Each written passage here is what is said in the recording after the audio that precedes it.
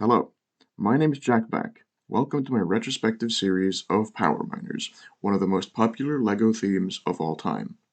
Throughout this video series, I aim to introduce the few in the LEGO community that have never heard of this theme to what it was and what it brought to LEGO, as well as hopefully teach the more experienced something new about this wonderful theme too. I'm going to start by covering all of the retail sets of the first wave, along with another Power Miners topic per video, then see where to continue. As such, we start today with 8956, the Stone Chopper, as well as the story of power miners. Numerous earthquakes plagued the surface of the Earth. An elite mining task force known as the Power Miners is sent underground in hopes of finding out what's causing them. As they reach a massive cave system, they have their first run-in with a rock monster, which eats a crystal, powering it up. Learning that this is the cause of the quakes, the Power Miners focus their efforts on collecting all the crystals and fighting the rock monsters. Now, as for the actual set, there's not a whole lot to the build itself, aside from something that can barely be considered a play feature. As such, I'll start with covering the minifigures in more detail. First up is our first miner. He's a nameless character, though he is sometimes referred to as Duke. The curious case of Power Miners naming conventions is something that we will cover later, with the Granite Grinder, funnily enough.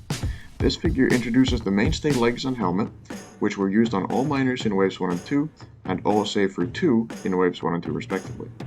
The reason I specify Waves 1 and 2 is because in the third wave, the miners' outfits changed considerably. His torso carries the drill emblem, one of 4 different emblems seen on the various miners. Lastly, his face print is a shaved beard and a somewhat maniacal expression, earning him the name Beard Stubble Guy on Bricklink. Like all the miners throughout the series, he has an alternate, scared expression on the other side of his head. The second character is our first look at the delightful and cool-looking rock monsters. All of them sport a wonderful mix of crystal and rock colors, making for a great look, though the paint can chip pretty easily. Unfortunately, they lack leg articulation, though they barely have legs to begin with. The rock monsters are also able to open their mouths in order to eat the crystals for power. The rock monster in question is Meltrox, the trans-red rock monster. He also comes with a trans-red crystal, which makes its first appearance here, being one of 4 crystal colors introduced with Power Miners. Now, moving on to the actual build.